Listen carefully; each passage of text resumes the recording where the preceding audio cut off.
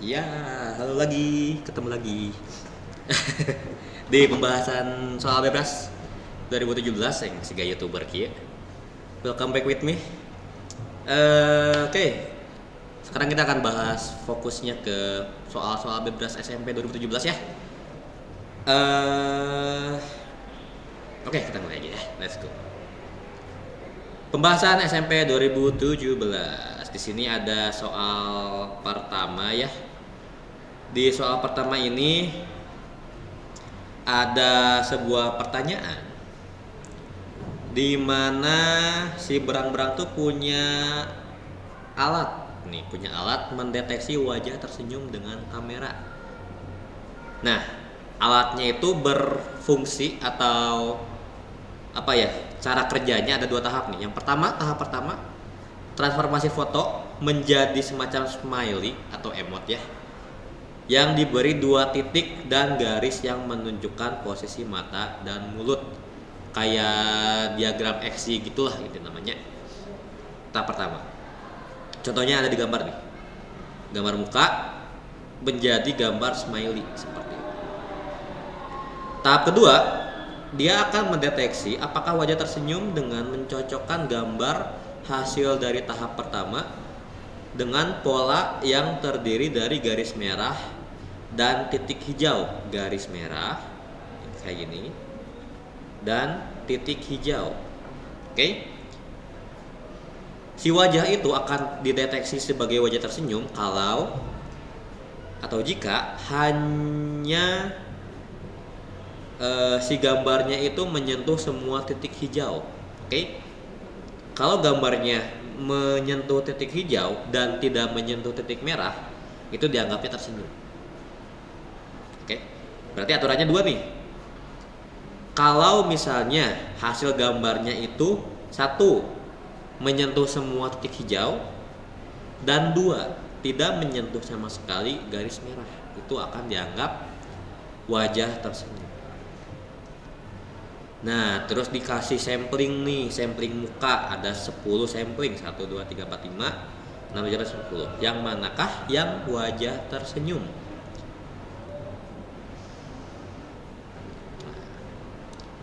Ini adalah sketsa untuk wajah tersenyumnya ya. Kita coba dengan wajah-wajah yang ada.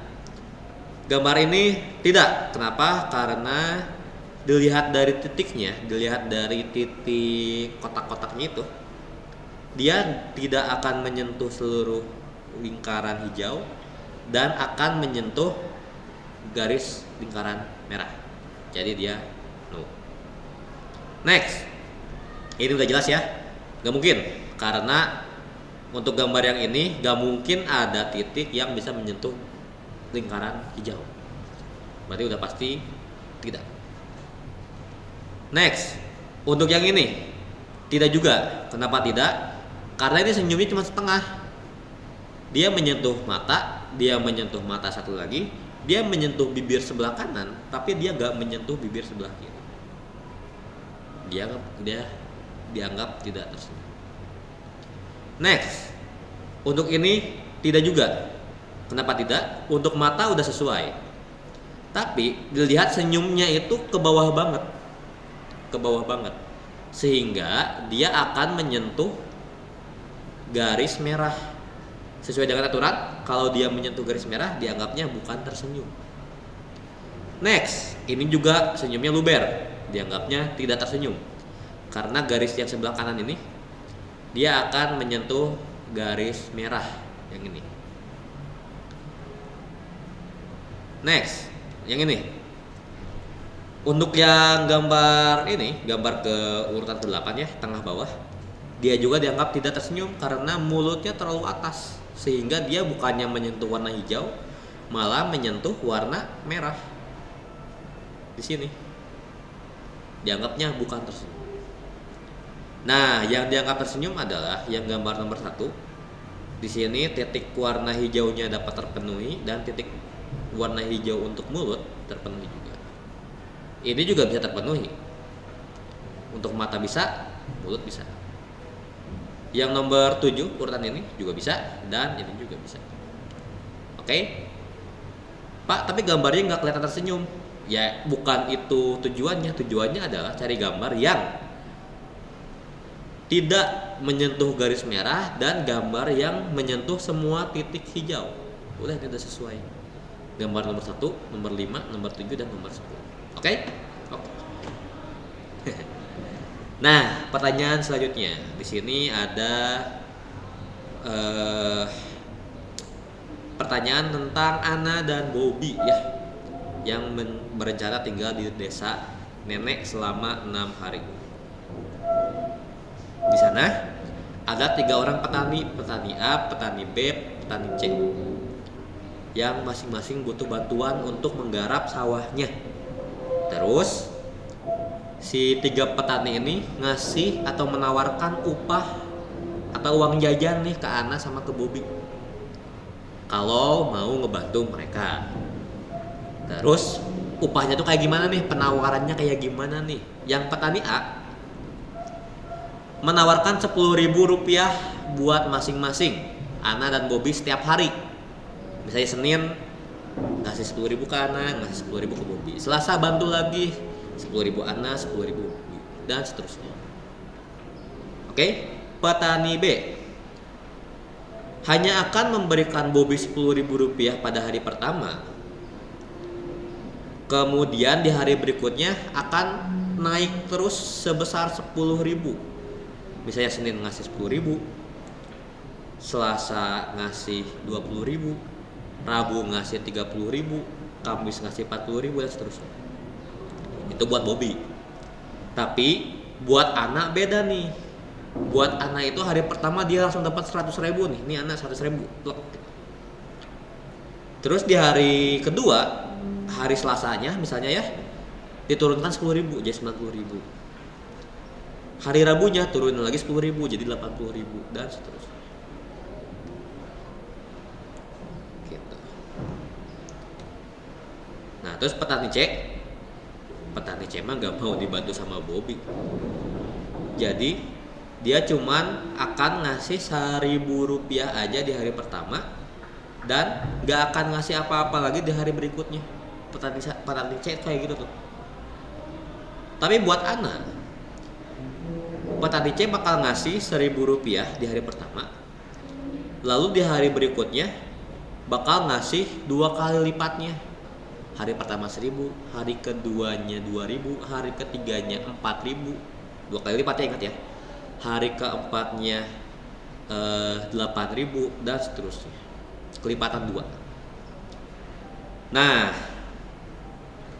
terus mereka tuh pengen melewati setiap hari masa liburnya di desa nenek dengan membantu petani. Jadi Bobby sama Ana tuh emang punya niat buat bantu nih setiap hari selama 6 hari. Oke? Dan mereka berdua udah janji buat kerja bersama petani yang sama. Apakah petani A aja, petani B aja, atau petani C aja. Nah, tentang upah, mereka juga udah sepakat nih kalau bakal bagi sama rata upahnya. Oke? Bobby sama Ana bakal dibagi upahnya sama rata. Nah, pertanyaannya adalah si Ana sama si Bobby ini harus ke petani mana sih biar upahnya itu paling banyak, biar lebih surplus. Oke? Itu pertanyaannya. Kita lihat.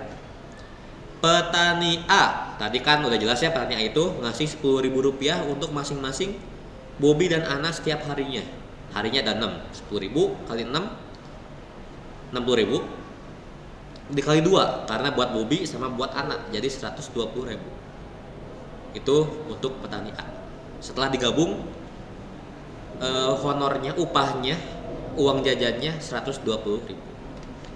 Petani B, untuk Bobby 10.000 dan setiap harinya akan naik 10.000, berarti 10, 20, 30, 40, 50, 60, 6 hari ya. Dan untuk anak 100.000 per harinya akan turun 10.000 juga. 100.000, 90, 80, 70, 60, 50. Sehingga kalau di total 210 ditambah 450 hasilnya jauh ya dibandingkan dengan yang A. Nah, untuk yang C gimana? Untuk yang C, karena di sini udah kelihatan ya, yang Bobby itu nggak ngehasilin apa-apa dan yang Ana juga ngehasilnya cuman sedikit, kita abaikan. Jadi jawabannya adalah yang benar yang petani B. Oke, ini adalah kartu. Mungkin buat teman-teman kelas 8 dan 9 udah pernah Bapak singgung terkait biner ya. Ini tuh tentang biner, teman-teman. Oke. Di sini ada kartu yang urutannya adalah 16 untuk yang paling kiri, 8 4 2 1 kelipatan 2 sekali lagi ya, kelipatan 2. 2 pangkat 0, 2 pangkat 1, 2 pangkat 2, 2 pangkat 3, 2 pangkat 4. Nah, terus di sini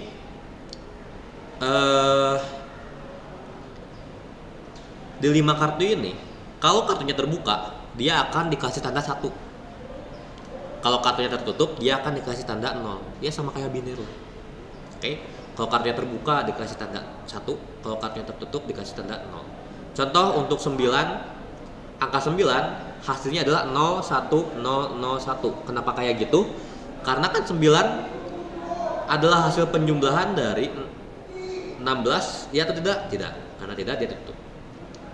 8 tambah 1, 9 adalah hasil penjumlahan dari 8 tambah 1. Sehingga kartu yang buka adalah kartu yang 8 dan kartu yang 1. Oke.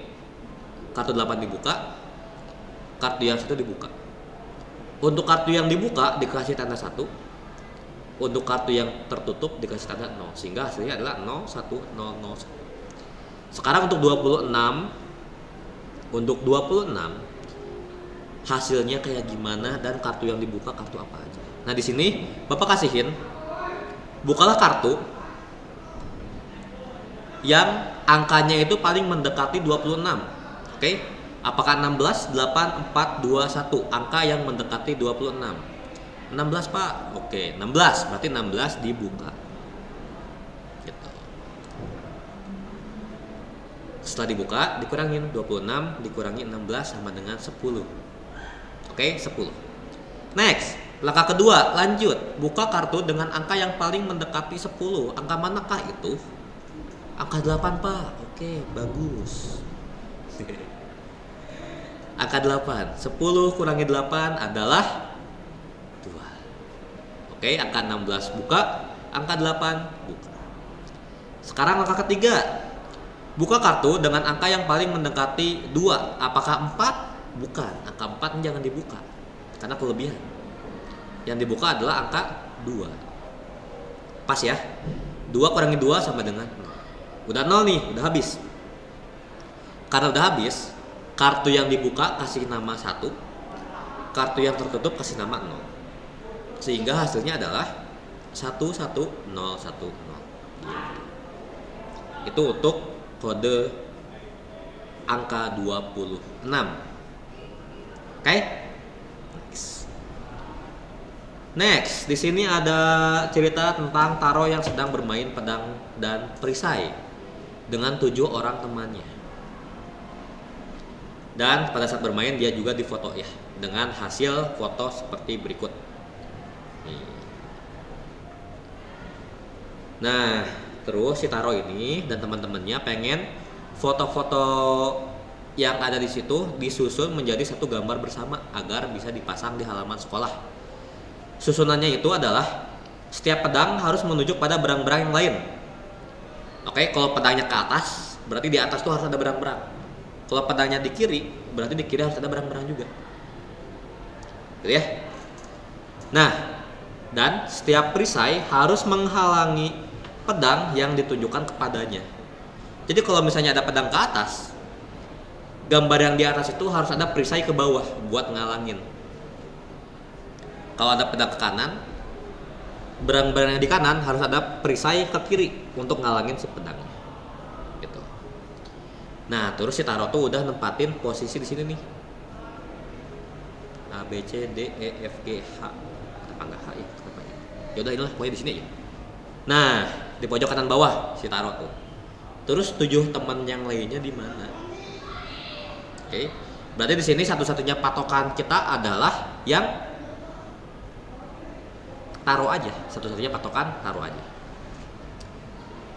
Nah, di sini kita lihat ke atas dulu, cari gambar yang isi dari gambarnya itu adalah perisai ke bawah untuk menghalangi posisi pedang si taro, yaitu gambar yang ini. Oke, udah ya.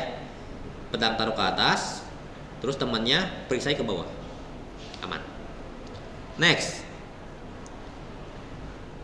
sebelah kirinya taruh, berarti yang G ini harus ada perisai yang ngadep ke kanan, ngadep ke taruh. Oke, terus next. Di sini yang D itu ngadep pedang ke kiri. Berarti yang C itu harus ada perisai ke kanan. Oke? Oke. Next. C ngasih pedang ke kiri. Berarti yang B ini harus ada perisai ke kanan. Oke? Oke. Next. Yang B ini ngasih pedang ke bawah. Berarti yang di bawahnya B, yaitu gambar F, harus ada berang-berang yang ngasih perisai ke atas. Oke? Oke. Terus kita lihat yang A. Yang A ini nggak ada aturan karena nggak ada pedang yang mengarah ke A. Berarti gaskan saja. Langsung yang terakhir, yang E. Yang E ini adalah dia harus ngasih perisai ke atas karena yang A itu ngasih pedang, dan harus ngasih perisai ke kanan karena yang F ngasih pedang. Jadi susunannya seperti ini. Dimengerti? Mengerti. Next. Di sini ada cerita tentang Patra yang tinggal di desa Bifral. Dia pengen ngundang teman-temannya ulang tahun nih. Terus dia cuma pengen ngundang yang jaraknya tuh nggak lebih dari 20 km. Berarti jarak maksimalnya tuh 20 km. Biar nggak kemalaman gitu pulangnya. Dan karena merasa kasihan ya, si Patra ini juga dia pengen ngasih jemputan buat yang rumahnya itu berjarak lebih dari 17. Lebih dari 17 berarti 17 ya di bawah atau enggak? Enggak, karena lebih dari 17. Berarti kita harus cari teman-teman yang diundang dan diberi jemputan. Jaraknya adalah 18 sampai 20 km. 18, 19, 20. Cuman 3 itu aja syarat teman yang diundang dan dikasih jemputan. Kita lihat satu-satu. Randy Stomolgate, Seren Holt Run. Randy di sini 12 km. 12 km berarti dia diundang tapi nggak dikasih jemputan. Stow di sini 12 tambah 5, 17 km secara syarat nggak dikasih jemputan. Next. Molt di sini 17 km secara syarat nggak dikasih. Next. Blitz di sini masih Blitz. Masih Blitz teh. Nah, ini dia. Blitz di sini 8 km ditambah 10 km. 8 tambah 10 18 km. Berarti sesuai dengan syarat dia akan diundang dan dikasih jemputan. Oke. Seren 8 tambah 8 16 enggak 16 8 tambah 8 16 enggak dikasih jemputan. Next, Holt itu mana sih Holt? Nah, ini. Holt itu ada 2 akses ya. Kita lihat akses yang 12 tambah 5 tambah 2 yaitu 19 km. 19 km apakah diundang? Ya. Apakah dikasih jemputan? Ya. Berarti Holt juga diundang dan dikasih jemputan. Sekarang yang run ini 2 tambah 11 berarti dia cuma 13 km diundang tapi nggak dikasih jemputan. Sehingga dari hasil ini berang-berang yang diundang ke ulang tahunnya Patra dan dikasih jemputan adalah Blitz dan Holt saja. Oke, udah mulai seret. Di sini berang-berang lagi menciptakan sebuah sistem pengkodean di pohon-pohonnya. Oke, kodenya kayak gimana? Yang pertama, setiap pohon dikasih nama dengan satu huruf A, B, E, dan R. Lalu kode untuk setiap huruf ditemukan dengan cara mencapai pohon tersebut dengan belok kiri atau belok kanan. Jadi kalau misalnya dari titik 1 gitu ya, pengen belok kiri pencet L, kalau belok kanan pencet R gitu ya, simpelnya. Terus kode untuk setiap huruf selalu dimulai dari pintu masuk taman. Ini pintu masuknya nih, yang tanda merah. Contohnya di sini kalau mau ke A harus di sini ya, yang A ya, harus ke L, set, L lagi. Itu mau ke A. Sekarang pertanyaannya adalah berapa banyak huruf dalam kode berang-berang tersebut untuk kata bear. Di sini tinggal cek aja untuk huruf B, E, A, dan juga R ada berapa kali jalan. Untuk yang A tadi udah ya, LL dari sini, L, L. Untuk yang E dari sini, L, R, R. Untuk yang A, udah itu. Untuk yang B, sorry, L, R, L. Untuk yang R, R. Nah, sehingga di sini bisa dilihat setelah dijumlahkan untuk B, E, A, dan R itu membutuhkan 9 huruf L dan R. Jawabannya itu ya, 9. Next. Oke, di sini berang-berang lagi namanya beta. Pengen ngirim pesan ke temannya menggunakan 7 buah lampu dan setiap lampu itu berwarna merah atau warna biru, bisa berubah-ubah. Nah, si beta ini menggunakan 5 lampu pertama untuk menunjukkan huruf yang dikirimkan. Oke. Untuk menunjukkan bahwa pesan itu benar, beta pakai 2 pesan lampu sisanya sebagai berikut. Lampu ke-6 bakal berwarna biru kalau jumlah lampu biru antara 5 lampu yang pertama, lampu 1, 2, 3, 4, 5, jumlahnya adalah genap. Oke.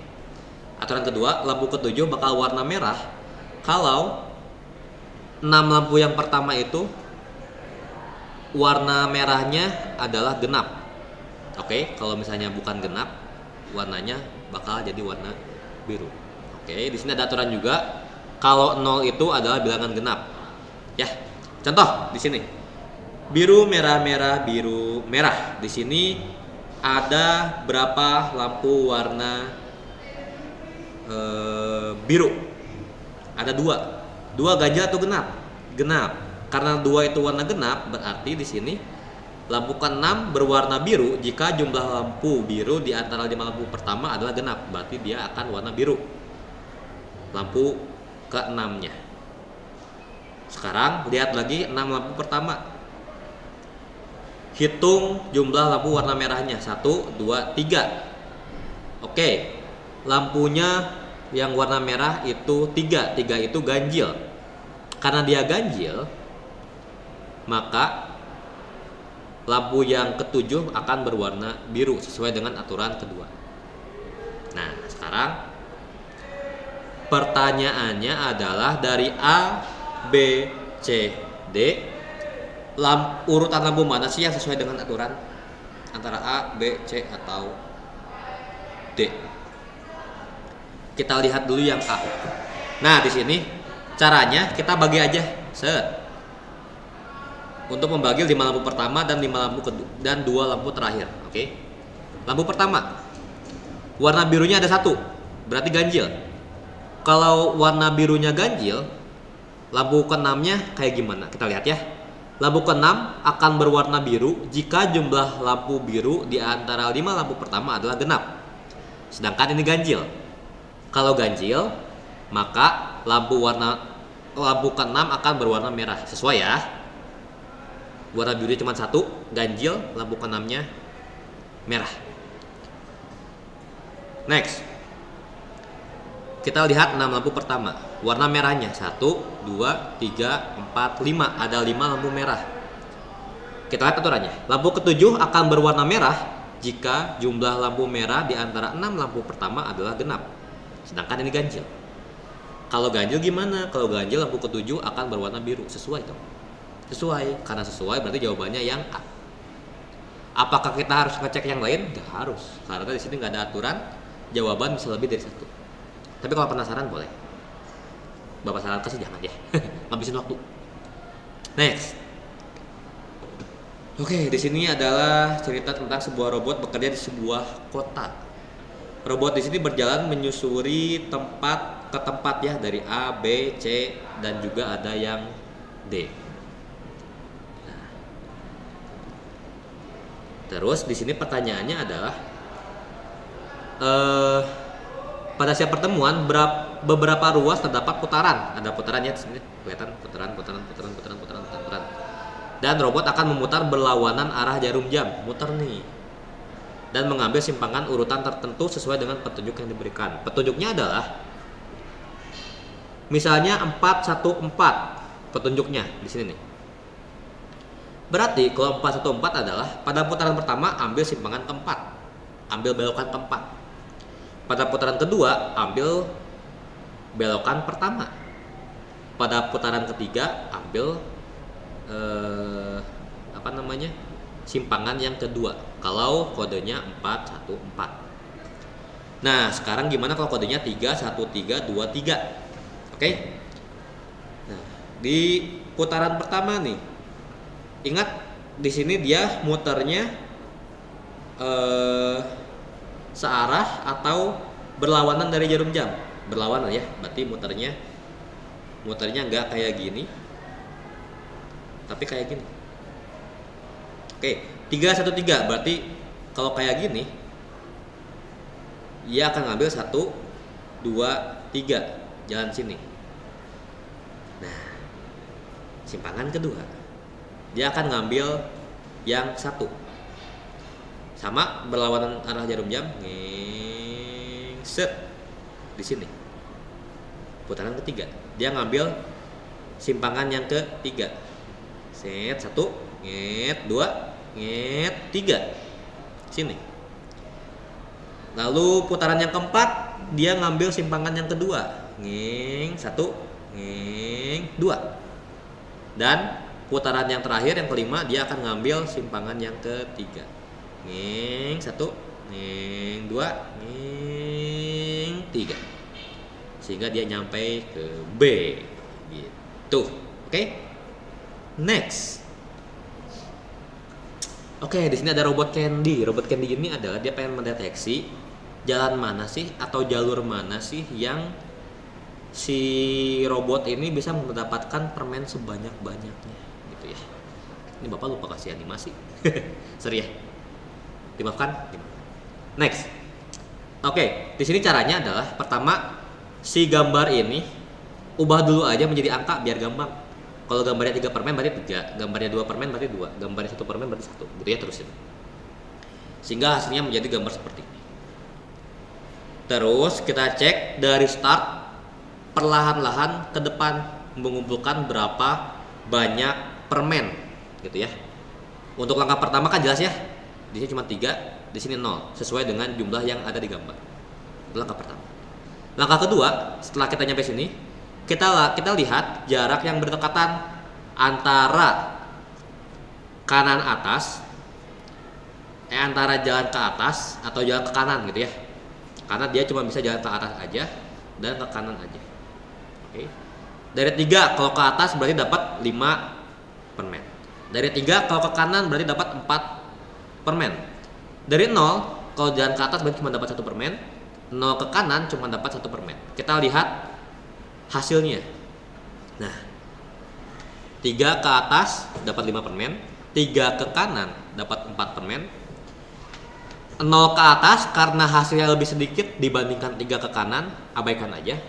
Dan 0 ke kanan dapat 1 permen. Cara ini diulang lagi. 5 ke atas dapat 6 permen, 5 ke kanan dapat 7 permen. 4 ke atas dapat 6 permen, 4 ke samping dapat 0 permen. Terus 1 ke atas dapat 1 permen, 4 ke samping cuma dapat 4 permen ya, sama. Dan 1 ke kanan dapat 4 permen.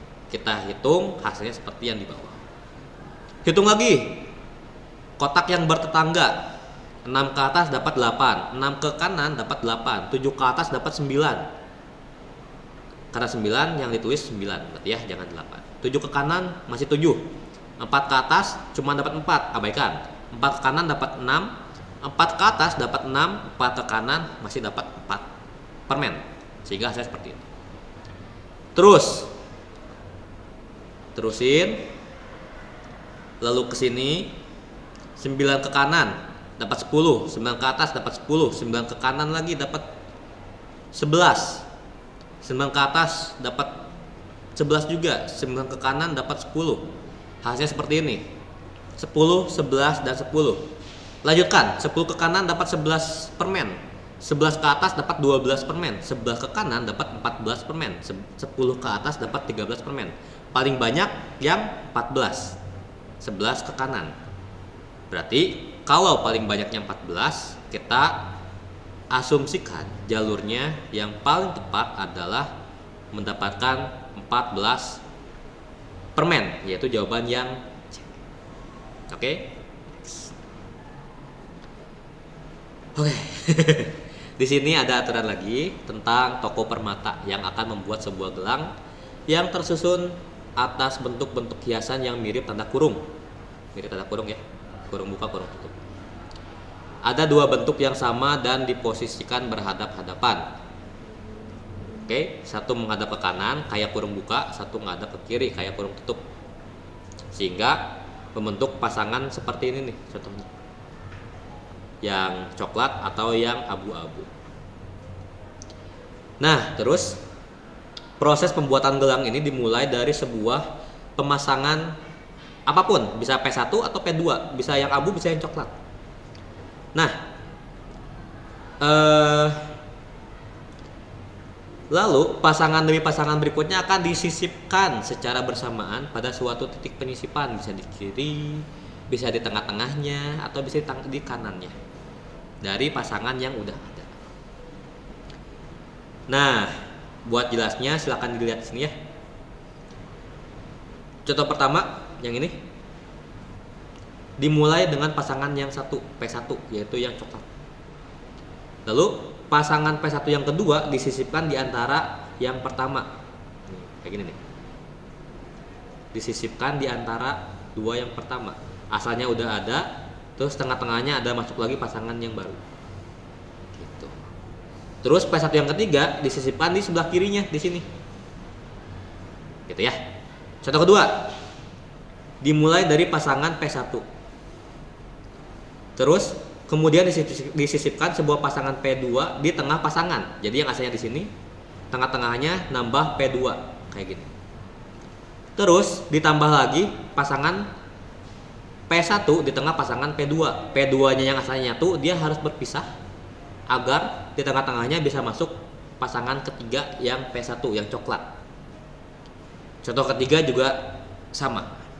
Nah, di sini pertanyaannya adalah dari gelang A, B, C, dan D, yang manakah yang sesuai dengan urutan atau aturan yang diberlakukan?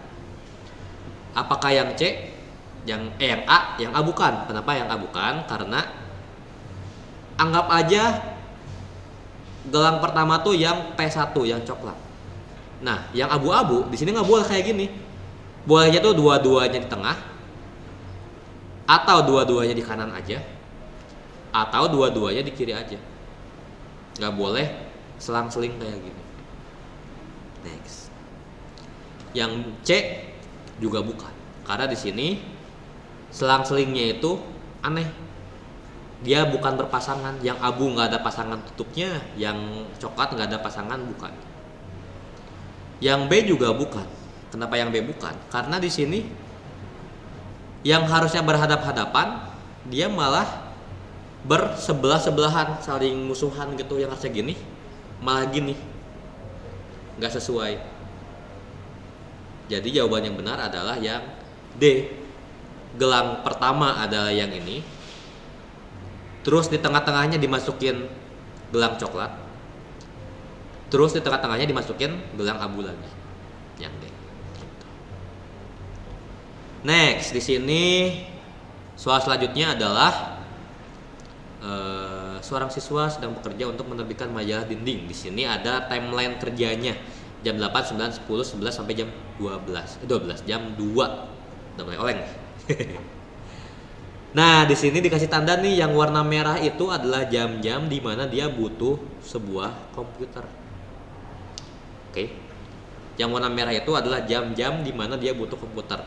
Berarti kalau kita lihat jam 8 itu butuh 2 komputer secara bersamaan oleh siswa 3 dan siswa 9. Jam 9 butuh 1, 2, 3, 4, 5 komputer secara bersamaan. Dan seterusnya. Pertanyaannya adalah, berapa sih jumlah minimum komputer yang dibutuhkan supaya mereka dapat bekerja dengan sesuai tabel di atas? Di sini hintnya adalah lihat aja jam yang penggunaan komputernya paling banyak. Apakah jam 8, 9, 10 atau jam 2? Di sini dilihat ya. Jam penggunaan komputernya paling banyak itu adalah jam 9, yaitu 5 komputer, dan jam 10 5 komputer. Karena penggunaan komputer secara bersamaan paling banyak adalah 5 komputer, berarti komputer yang dibutuhkan adalah ya udah 5 komputer aja. Ambil yang paling banyak. Gitu. Next. Nah, di sini kita tinggal lihat aja. Pertanyaannya adalah 4 berang-berang sedang membangun bendungan dengan timeline kerja seperti itu. Waktu pengerjaannya juga berbeda-beda setiap berang-berang. Terus si berang-berang tuh pengen ada satu orang berang-berang yang pengen istirahat dulu selama 4 jam. Oke? Di antara 4 ini ada satu orang berang-berang yang pengen tidur dulu 4 jam gitu ya, sehingga kerjaannya akan tertunda juga selama 4 jam karena dia tidur. Nah, kira-kira nih berang-berang yang tidur ini bekerja di bidang mana sehingga waktu yang ditunda, waktu yang terpakai tidak terlalu banyak, seminimal mungkin waktu yang terpakai atau waktu yang molor lah ya, seminimal mungkin. Apakah berang-berang yang bekerja mengumpulkan cabang-cabang besar, atau yang cabang-cabang kecil, atau yang mengumpulkan batu, atau yang mengumpulkan lumpur? Di sini tinggal dilihat aja. Hitung masing-masing tugas. Kalau berang-berang yang mengumpulkan batuan besar, tugasnya itu adalah 4 jam ditambah 1, 5 jam ditambah 4, 9, tambah 1, 10, tambah 3, 13, tambah 1, 14, tambah 5, 19. Ini berang-berang yang B. 5 tambah 4, 9, tambah 1, 10, tambah 3, 13, tambah 5, 18. Kenapa Bapak Ji oleh gini? Berang-berang ketiga yang mengumpulkan batu-batuan. 5 tambah 4, 9, 9 tambah 2, 11, 11 tambah 3, 14, 14 tambah 5, 19. Berang-berang yang D. 5 tambah 4, 9, 9 tambah 2, 11, 11 tambah 3, 14, 14 tambah 5, 19. Nah, kira-kira berang-berang yang mana yang kalau dia tidur waktu beresnya tuh nggak terlalu lama? Kalau yang A, C, D tidur, Bapak satuin aja ya karena sama-sama 19 jam. Dia tambah 4 jam. Jelek banget tulisannya. Tambah 4 jam. Mereka semua akan beres menjadi 23 jam. Tapi kalau yang B tidur, waktu beresnya akan menjadi 18 tambah 4 cuman 22 jam. Sehingga jawaban yang benar adalah berang-berang yang mengumpulkan cabang-cabang kecil, yang B.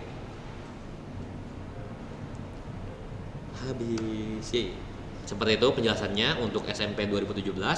Sampai ketemu lagi nanti di pertemuan 15 yang sebenarnya. Dadah.